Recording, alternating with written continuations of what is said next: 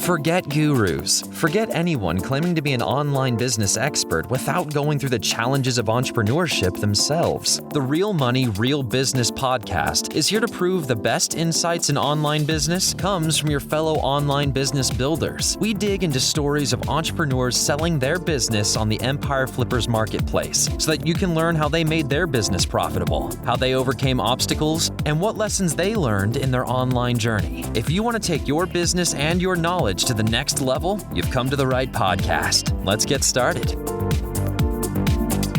Hey everyone, welcome to the Real Money, Real Business podcast. I'm Lauren, and today we have Bill on the show, who's selling an affiliate, Amazon Associates, and display advertising business on the Empire Flippers marketplace. Hey Bill, welcome to the show. How are you doing today?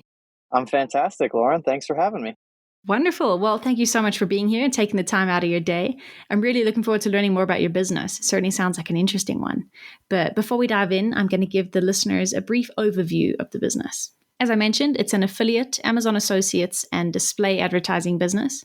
It was created in August 2016, and it's in the travel niche. The average revenue for the business is $10,329 per month, and it makes an average of $9,576 per month in net profit. The assets included with the business are a domain and all site content and files, Facebook, Instagram, and Pinterest social media accounts, an email list with 7,994 subscribers, as well as a custom loan calculator. For everyone listening, you can visit empireflippers.com/marketplace and search for listing number 61889 to learn more about this business. Or you can unlock this listing to start your due diligence if you're interested in purchasing this asset. So now that we know more about the business, let's hear from the seller. Bill, can you fill us in on your background in starting and running online businesses? Yeah, absolutely. So I've done a lot of different things in my time. My first real business, I would say, started when I was in college over 10 years ago now. And I've done lots of different things, from e-commerce to Etsy stores where I made my own products to selling promotional products with businesses' names and things like that on it. But the first thing that really started making me money was doing freelance writing, which eventually evolved into offering SEO as a service to clients. And eventually I learned SEO so well that I decided, why not do it for my own business? And that's kind of how I got to where I am now. Yeah, that's a great journey. And it's great that you were able to own that and set out on your own instead of having to be employed by someone else. What attracted you to starting an affiliate website in particular? Great question. So I would say it was kind of a happy accident. I just started playing around with SEO on the travel site that is for sale, and it started making a couple $100. And I was like, oh, wow, there's actually money to be made here. And once I saw that there was money being made, I invested more time and research into figuring out what affiliate marketing really was. And it just kind of ballooned from there. Fantastic. Yeah. And what attracted you to the travel niche? I absolutely love to travel. It's something I've done my whole life. I can never stay in one spot for too long. Yeah, I feel you there. And you've got the perfect job to be able to do that as well. This site makes money from a variety of different sources. Can you walk us through the different revenue streams? For sure. So we make a good chunk of the majority from a private affiliate partnership that we cultivated over the course of a few years. And it's a really, really good deal, as opposed to like Amazon affiliates makes like maybe 20-ish% or something like that. It's a smaller amount. And then we also do some display advertising. Again, it's a mix of direct ads with a publisher and also an actual relationship that we cultivated that wasn't just like, oh, you can apply for this and get accepted. You actually have to know somebody to get started on that. Yeah, that's great. It sounds like you've got a good diversification of revenue there, which is fantastic. So you mentioned that you have a passion for travel. The site has allowed you to do that traveling. Why have you decided to sell the business now? Yeah, so there's a lot of reasons I'm considering selling. I want to buy some land, the main one, and I want to have a place I can call home and sort of build out this homestead where I can have a home base in between my travels. And in order to do that, I need some capital. Also, my vision is changing. I have a separate site, which we might talk about a little bit here. but I'm kind of focusing more on that and doing video and broadening the scope. And I just want to put my focus on something completely different. Wonderful. Yeah, it sounds like you've got some exciting times ahead of you. You've owned the site for a couple of years now. Looking back at your journey with the site, what would you say was your biggest win since starting this business? Biggest win was probably in, funny enough, 2020 with COVID. This particular travel niche actually boomed rather than being harmed. And we just happened to be in a position where all of the efforts from the previous years in SEO and getting our pages ranking coincided with that boom. And it gave us a huge revenue boost for that year, which we still continued to see some of it. Obviously, as I don't know if we're going to talk about this in the interview, but you'll certainly see it in the listing. Our revenue has declined a bit since then because the boom went down, but it still has continued to have cascading effects on future years. Yeah, that's wonderful. A lot of sites really benefit during COVID. So a little bit of light in the darkness. So that's fantastic. I'm sure not everything went so well. What was your biggest setback or challenge? Yeah, so the biggest setback was at the middle of 2021, we got hit with a Google, not necessarily a penalty, but we lost a good chunk of our rankings. A lot of the search intent for some of the things that we were ranking for changed. And we've since had to do things like improve our site speed, our core web vitals, and add some more business information to the site to try and recover. And we are now starting to see a recovery. Oh, good. Yeah, it's good you're bouncing back from that. Speaking of traffic and algorithms, where does the majority of your traffic currently come from? The vast majority of the traffic comes from Google. It's like 95%, I believe. Okay, great. Yeah. And do you invest much time? You mentioned you do have an SEO background. Do you invest much time in on page SEO or backlink campaigns? Backlink campaigns, no, but the on-page SEO stuff, I actually have a full process documented out on exactly how I find the keywords, how I optimize the pages for those keywords. I have the whole thing documented step by step. So it takes time, but it is something that doesn't necessarily have to be done by me. It's something that I can potentially outsource if I just take the time to teach somebody to do it. Perfect. Yeah, that's a great asset for the buyer for you to have documented all of that. Are you doing anything else in terms of marketing, like social media? Not really. I've dabbled in Pinterest, and I think we have one or two YouTube videos that we've tried out, but I've just put the majority of my efforts into SEO because it's what I know best and I've seen results. So there is opportunity for growth on social media in particular. Yeah, absolutely. You have got an email list with a couple thousand subscribers. Is that email list monetized? Are there any automatic campaigns that go out there? There's nothing automated. I do try to send out a broadcast at least once a week or every other week. And it is monetized through just promoting affiliate partnerships, or a lot of the blog posts that we publish will have affiliates scattered throughout them. So we'll promote those blog posts, and then the email list then goes to those posts and potentially buys. Fantastic. So, Bill, what do you see as the major opportunities for growth with this business? So there is a huge opportunity for growth there's actually a few, but the main one that I would focus on next is hiring or working with a developer and using an API to target cities and states to specifically rank in those areas for our main affiliate partner. So we don't currently have that. We've got a handful of cities done, maybe like 10 or so. And the ones that we do have done are not done with an API. They were done manually, and they are starting to rank, and they do bring in a revenue. But you could work with a developer and set a process to scale that up for potentially even every city in the whole United States. So it would be a bit of a big project, but if you could systematize it and scale that, it's a huge growth opportunity.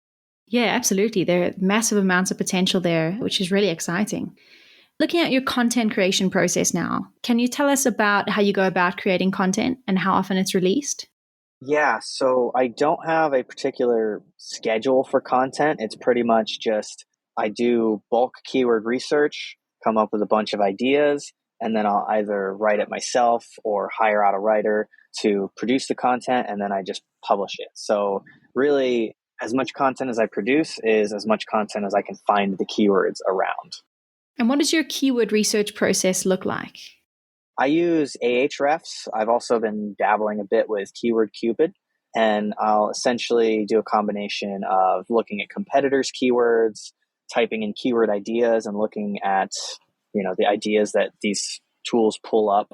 And I have a bunch of other things. Again, a lot of this stuff is all documented, and I can share it with the sale of the business. Okay, perfect. Sounds great. So, what does a typical work week look like for you when running the business? I know keyword research would form a part of that, but how many hours do you normally spend on the business and what sort of activities take up your time? Yeah, so that's the cool thing about this kind of business is I could do nothing for a week and it wouldn't change anything. It would still bring in the same amount of money. Most of the hours that I put into the business now are strictly speaking growth hours. They're meant to grow the business, not to sustain what's already been built. I would say as far as maintenance goes, keeping plugins updated, maybe occasionally updating some content so that way it doesn't go out of date and you don't lose your rankings, just a few hours a week. And then the rest of the time can be spent on keyword research, content creation, potentially link building is another good opportunity. I haven't done a lot of link building recently, but I will take this time to mention the links that we have built. A lot of them come in automatically through some key pages that we built that journalists are looking at and linking back to in journalism articles. Yeah, fantastic. That's a wonderful source of traffic. You mentioned that you do outsource some of the content. How much content would you say you outsource, and where do you find those writers? Yeah, so there's a specific content agency that I'll usually go through. They find the writers for me, and then they get the articles written, send them to me, and then I do the editing. As far as how much, it really just depends. If we have a good month, I'll spend more on it. If we don't, I'll do some more of the content myself. So typically the summer months are when we make a lot of our revenue. So during the summer is when I'll get a lot of content ordered and get things edited and published. And then during the winter, I might take on a few articles myself just to save a couple bucks. Yeah, absolutely. That makes sense. So, Bill, what do you think the biggest challenge will be for a buyer taking over this business? I think the biggest challenge will probably be the same challenge that I'm facing now. And part of the reason that I'm selling the business is that it's growing to a point where it is becoming a bit more difficult to manage because there are so many articles. We have a few hundred articles now. And as it continues to grow, I mean, there's potential for thousands of articles that can still be written in order to grow. And managing that many articles, making sure that everything's updated, testing meta titles and descriptions and different things to improve your rankings. It's going to be a challenge to organize all of that information and continue to keep it organized as the business scales. Yeah, absolutely. That's a great point. With that in mind, how much support are you willing to offer the buyers to help ease the transition? Yeah, so I believe I said that I would do 2 months of support for call and email. Within reason, obviously, don't be calling me every day, but I'm more than happy to guide you through all of my processes, show you how the documentation works, give you any tidbits of the things that I would improve personally and the direction that I would take it. And yeah. Yeah, wonderful. And I think the fact that you've documented a lot of those processes will also help the buyers out in the long run. When it comes time to negotiating the actual sale, are you open to something like an earnout? I'd prefer full pay up front. I might be open to an earnout depending on how we negotiate the deal. Perfect. Yeah, that's fair. And would you commit to a non-compete agreement? Yeah, so I do have another site that is in a related niche. It's not a direct competitor, but there is a little bit of overlap. So as long as I'm allowed to continue to run that other site, which is the one that I'm putting my focus on now, it's going to be in a completely different niche, but still a similar vertical. As long as I can continue to run that, I'm fine signing a non-compete agreement. Perfect.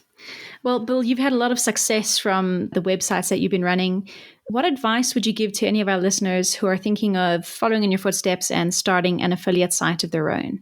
My best advice would be to just go out and try it and see if you like it and give it a little bit extra time than where you think you should. And what I mean by that is, I guess, to give you context, when I started this site, I started it as just a fun little side project while I was doing client work. And that's a great way to do it because the cool thing about SEO is that it compounds over time. So even if you only put in 2 hours every week, It's not like social media where if you stop posting, you stop getting that traffic. It'll still compound over time, even with minimal effort put into it. So what I would say is continue to work at it. SEO takes a long time, at least 6 months, probably a year before you really start seeing good results, and just have fun with it. If it's not fun, you're not going to keep doing it.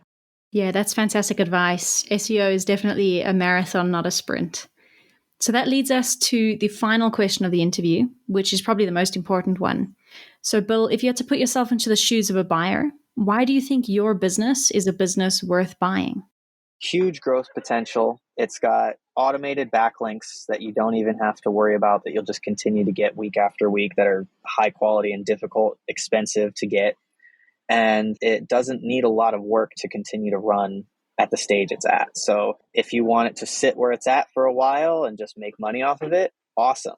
But if you have ambition and potential and you want to really roll your sleeves up and dig into it, you could grow it far beyond what it's currently at. And I can clearly see that path. I just personally don't have the ambition to continue on that path anymore. I'm changing directions, and that's why I'm selling it. Yeah, absolutely. Definitely a lot of potential here that buyers can capitalize on. Is there anything else you'd like to share with our listeners that I might have missed?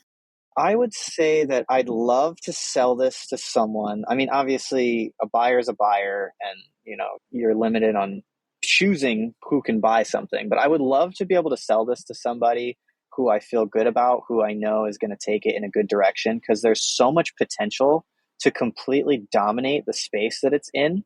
And you would have a lot of power over that space if you got to that point. So I'd love to see it go into the hands of someone who's, caring about the space and wants to see it in a certain direction, as opposed to maybe a corporate oligarchy buying up all the businesses type of thing. And maybe that's just a little bit of hippie in me or something, but I don't know, just a little fun thing to throw out there. Yeah, absolutely. You've built this business from the ground up, so it's only natural that you want to see it thrive. Thank you so much, William, for coming onto the show and giving us more insight into you and your business. It's been an absolute pleasure having you on the show. I really appreciate you taking the time out of your day. Absolutely. Thank you, Lauren. It's been great. Perfect.